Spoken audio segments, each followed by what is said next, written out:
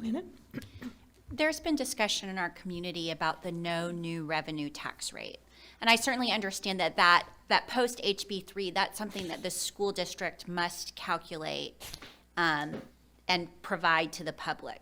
Do you know of any ISD in the state that has adopted the no new revenue tax rate? I am not aware, but I can't swear that that means there hasn't been one, but I'm not aware of one. I certainly understand. And would you say that there are about 1,000 districts, ISDs in the state? Yes, there are over 1,000 districts. Okay. And then could you talk a little bit about what would happen, why you know of no district that has adopted the no new revenue tax rate, and what the implications would be for an ISD that did adopt the no new revenue tax rate?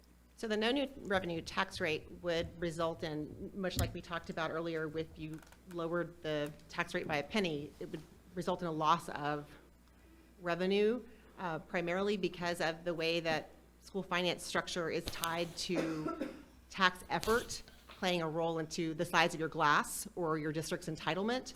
So as that tax effort might change based on the no new revenue rate, then that would create actually less revenue for a school district. It's a little bit different in cities and counties because there is not the same relationship between state and local funding like school districts have.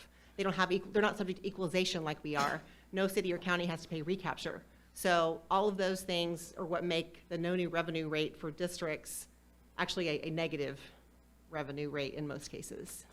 So what you've done for us with the 1 penny, with reducing the tax rate from 1 penny, and when you say reducing the tax rate by 1 penny, you're saying reducing the maximum, what the state tells us the maximum compressed tax rate, and are you saying reducing it from what the state has defined as the maximum compressed tax rate? So you have to start by reducing your rate at the top, and that's why I gave you the illustration of building silver, gold, and then copper. Mm-hmm. So you would have to start pulling down your copper rate first, which you have 5 cents of.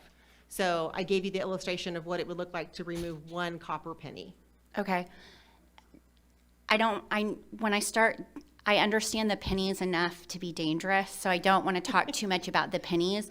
I just want to talk, because my understanding is that once you start reducing your tier 2 pennies, you're not showing the maximum tax effort, and then you fall into some additional funding troubles, which is your recapture may be reduced, but also your allotment per student would be reduced as well. Absolutely. Your entitlement is tied to your tax effort. So if you start reducing your tax effort, then the entitlement that you have is reduced as well.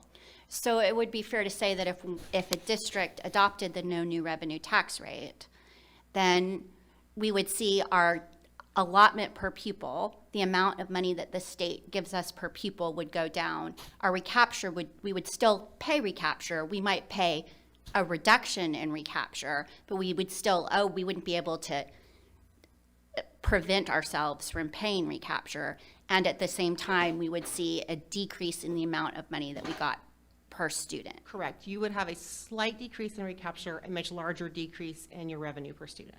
And is it true that if we reduced our tax rate to the no new revenue tax rate, and the no new revenue tax rate was under the maximum compressed tax rate, I know it's a lot of jargon, then we wouldn't be able to, would we be able to raise our tax rate back to the maximum compressed tax rate the next year if we felt we had reduced it in error, or would we have to go to the voters? You would have to have another election. Okay. And pay for that election.